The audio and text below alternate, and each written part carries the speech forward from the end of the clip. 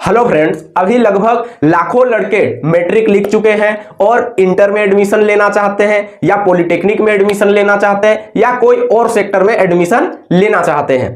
तो मैट्रिक के बाद किस किस स्ट्रीम पर पढ़ा जा सकता है और अपना करियर अच्छे तरीके से सेट किया जा सकता है।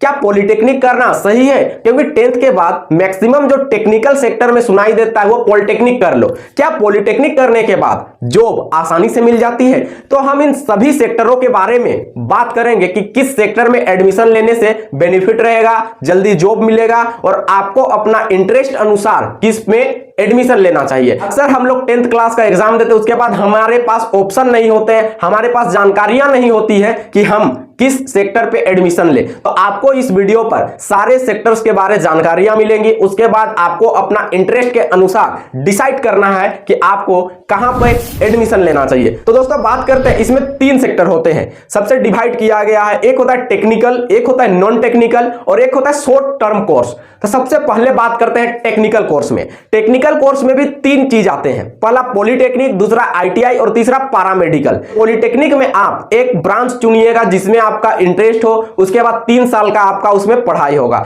अगर आप जिस कॉलेज में एडमिशन लेते हैं वो कॉलेज कंपनियां लाती हैं प्लेसमेंट के लिए, जॉब के लिए, तो आपको 3 साल के बाद आसानी से लगभग जॉब मिल जाती है। 90% लड़कों को जॉब मिल जाती है अगर सही कॉलेज है जो कंपनियां को बुलाती है प्लेसमेंट के लिए। तो उसके बाद पॉलिटेक्निक और ITI दोनों टेक्निकल कोर्सों को रेलवे में लोको पायलट का एक जॉब मिलता है, जो कि सबसे बड़ा जॉब माना जाता है पॉलिटेक्निक और ITI के स्टूडेंट्स के लिए। क्योंकि रेलवे में लोको पायलट मतलब ट्रेन चलाने वाला, ट्रेन का ड्राइवर, जिसमें सैलरी भारी भरकम होती है और यही जॉब सबसे ज्यादा अट्रैक्ट भी करती है। उसके बाद पॉलिटेक्निक वालों का एक और जॉब होता है JEE का, जूनियर इंजीनियर, जो गवर्नमेंट सेक्टर में भी मिलती है और प्राइवेट सेक्टर में भी कोई कोई कंपनियां दे देती है। अब आते हैं दोस्तों एक पैरामेडिकल। पैरामेडिकल में आपको मेडिकल से रिलेटेड जितने भी इक्विपमेंट होते हैं, अगर एग्जांपल मिले तो जैसे अल्ट्रासाउंड की मशीन, एक्सरे की मशीन, इन सारे मशीनों के बारे में आपको पढ़ाया जाएगा। उसके बाद आपका कोर्स कंप्लीट होने के बाद आप मेडिकल सेक्टर में इन मशीन ऑपरेटिंग के जॉब में अपना करियर बना सकते हैं। तो ये 3 था टेक्निकल कोर्स, पॉलिटेक्निक, ITI और पैरामेडिकल। अगर आपको इन तीनों में एडमिशन लेना है तो इसमें भी अलग अलग कैटेगरियां होती है, आपको उसके बारे में थोड़ा इंक्वायरी करके अपना इंटरेस्ट अनुसार एडमिशन लेना है। इसमें पॉलिटेक्निक का स्टूडेंट बहुत ज्यादा मिलते हैं क्योंकि पॉलिटेक्निक 3 साल का होता है, काफी उसमें नॉलेज मिल जाती है। हालांकि अभी पॉलिटेक्निक का डिमांड और क्रेज कुछ कम हुआ है क्योंकि कंपनियां उतना प्लेसमेंट दे नहीं रही है और सरकार वैकेंसी निकाल नहीं रही है। अब बात करेंगे दोस्तों शॉर्ट टर्म कोर्स की। शॉर्ट टर्म कोर्स क्या होता है? आपको किसी फील्ड में इंटरेस्ट है तो आप वो 6 महीना से 1 साल सीखते हैं, फिर उस फील्ड में अपना करियर बनाते हैं। जैसे बाइक रिपेयरिंग हो गया, फोन रिपेयरिंग हो गया, टीवी रिपेयरिंग हो गया, जितने भी इलेक्ट्रॉनिक गैजेट होते हैं। आपको कार बनाने का शौक है तो कार रिपेयरिंग होता है। तो इन सब सेक्टर में आप पहले सीखिएगा, उसके बाद जॉब लीजिएगा। फिर इसमें आता है कंप्यूटर सीखना है, कंप्यूटर सीखने के बाद आपको कंप्यूटर ऑपरेटर में जॉब मिल जाएगा। अगर आपको फोटोग्राफिंग में शौक है तो फोटोग्राफिंग में करियर बना सकते हैं पहले सीखने के बाद। उसके बाद आप वीडियो एडिटिंग कर सकते हैं, फिर आप एनिमेशन सीख सकते हैं। एनिमेशन का अभी सबसे ज्यादा डिमांडिंग जॉब है। एनिमेशन सीखने के बाद आप जो बच्चे लोग कार्टून वीडियो देखते हैं वो कार्टून वीडियो आप आसानी से बना सकते हैं। अब बात करते हैं नॉन टेक्निकल कोर्स, जिसको 10th के बाद इंटर में एडमिशन लेना या 12th में एडमिशन लेना बोलते हैं। इसी पर सबसे ज्यादा स्टूडेंट चले जाते हैं। इसमें भी 3 स्ट्रीम होते हैं, पहला साइंस, दूसरा आपका आता है कॉमर्स और तीसरा में आर्ट्स। जनरली जो ज्यादा नंबर लेकर आते हैं उन लड़कों को सजेस्ट किया जाता है कि आप साइंस ले लो।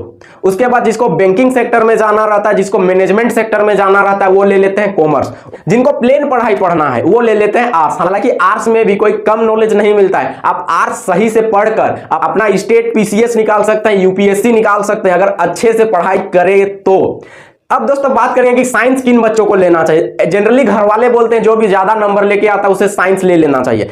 अगर आप 12th के बाद इंजीनियरिंग, डॉक्टरिंग या फिर नेवी एयरफोर्स में जाना चाहते हैं तभी साइंस लीजिएगा। अदरवाइज आपको सिर्फ पढ़ना है, कोई भी जॉब ले लेना है तो साइंस ना ले तो बेहतर होगा, क्योंकि साइंस में ज्यादा पढ़ना पड़ता है। और अगर आप साइंस लेने के बाद लापरवाही करते हैं तो आपका 1 या 2 साल बर्बाद हो सकता है। और तो आपको फ्यूचर में क्या करना है ये देखकर आपको 10th के बाद चुनना चाहिए। जनरली लाखों लड़के इसमें रहते हैं और लाखों लड़कों में से लगभग 90% लड़कों को पता ही नहीं रहता है हम आगे क्या करेंगे। तो आप अपना इंटरेस्ट देखिए कि आपको 10th के बाद क्या करना है, 12th के बाद क्या करना है, आपका गोल क्या है, उस हिसाब से आप साइंस, कॉमर्स या आर्ट्स चुनिए। अगर आपको कंपटीशन का तैयारी करना है, कोई भी गवर्नमेंट जॉब लेनी है, तो आप आर्ट्स ले सकते हैं, क्योंकि उसमें थोड़ा कम पढ़ना पड़ता है, ज्यादा दिमाग नहीं लगाना पड़ता है और आप अपना कंपटीशन का तैयारी आसानी से कर सकते हैं। दोस्तों, अगर इंफॉर्मेशन सही लगे तो आप अपने भाइयों को भेज सकते हैं जो 10th क्लास के बाद एडमिशन लेने वाले हैं। अब मिलते हैं अगले वीडियो में एक और इंफॉर्मेशन वाली वीडियो में। जय हिंद।